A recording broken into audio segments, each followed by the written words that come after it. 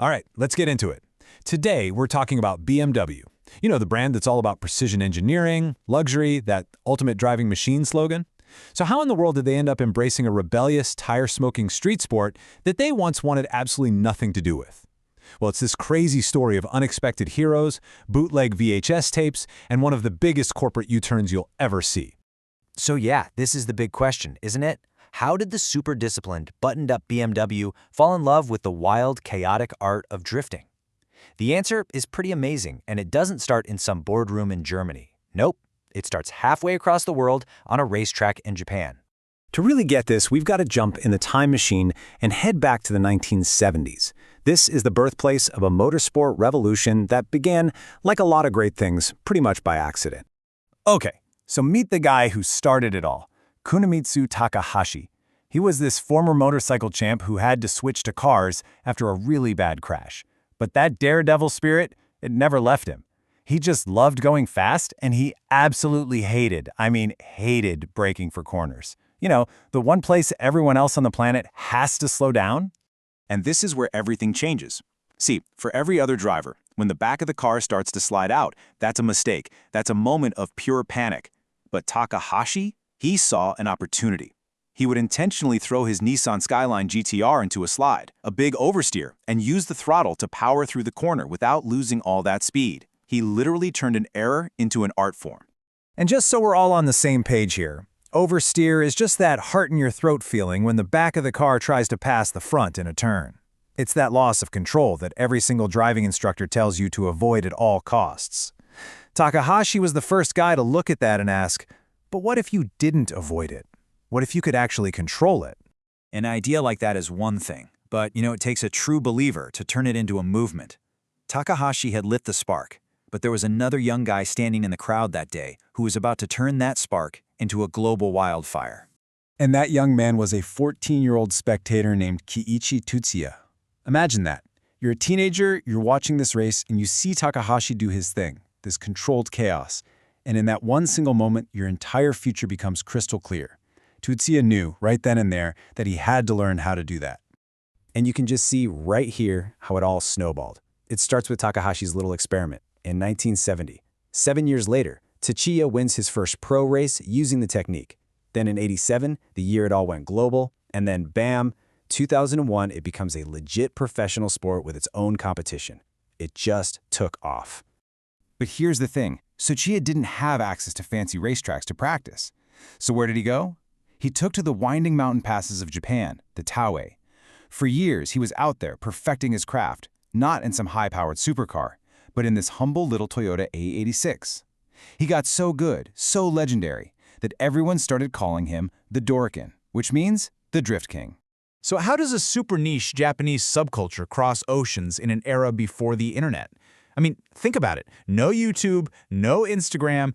The answer is surprisingly low-tech, and man, it changed everything. The year is 1987.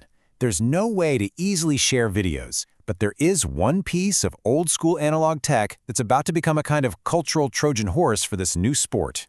So the Drift King and a few buddies from some car magazines, they make a video. It was called Pluspy, and it was released on a simple VHS tape. And that tape got copied and then copied again. It was passed hand to hand from one car nut to another, spreading like wildfire until it landed in the VCRs of gearheads all across Europe. Drifting had officially arrived. And when drifting landed in Europe, it found this very unlikely new dance partner. And this right here is where BMW enters the story. And let me tell you, at first, they were not happy about it. This was the beginning of a very, very reluctant romance. So all these European car fans, they see the Pluspy tape and they're totally inspired. They start looking around for a cheap car to practice in, and they find the absolute perfect candidate, the BMW E30. I mean, it had everything you needed. It was rear-wheel drive, it had this beautifully balanced chassis, they were everywhere, and they were affordable. All you had to do was weld the differential, and suddenly you had a world-class drift machine. So you've got this huge disconnect happening. On the streets, the E30 is being hailed as this hero, the people's champion of drifting. But back at BMW headquarters in Germany, they were horrified. They saw this dangerous underground activity, and they wanted their brand to have this clean, premium image, like Mercedes or Audi. And to make things even worse for BMW's PR team, the E30 was getting a reputation. It wasn't just drifters who loved it. It became a favorite of street racers and even car thieves. It got so bad that police started issuing public warnings about this specific model. For BMW, this was an absolute nightmare. So BMW officially disowned the whole scene. They even started programming their early traction control systems to literally cut power if the car detected any kind of slide. But here's the thing. You can't fight a cultural tidal wave. A change was coming, and it was coming fast. And this right here shows you that incredible turnaround. It wasn't an overnight thing. First, official competitions gave the sport some real legitimacy. So then BMW cautiously dips a toe in the water. They offer this winter experience day, teaching customers how to drift on ice. Next thing you know, they're making their own viral videos of M cars going sideways. They went from dipping a toe in the water to doing a cannonball, deciding to not just accept drifting, but to own it. And when I say they aim to own it, I am not kidding. They didn't just join the party, they basically took it over. In 2018, BMW set a world record for the longest continuous drift for an absolutely insane 8 hours straight. They even refueled the car mid-drift with a second M5 driving in perfect formation right alongside it. Just wow. And just like that, the transformation was complete. The very thing that BMW once programmed its cars to prevent was now being used as its #1 marketing tool to prove its performance. The ultimate driving machine had officially become the ultimate drifting machine. This quote just captures the whole journey perfectly, doesn't it?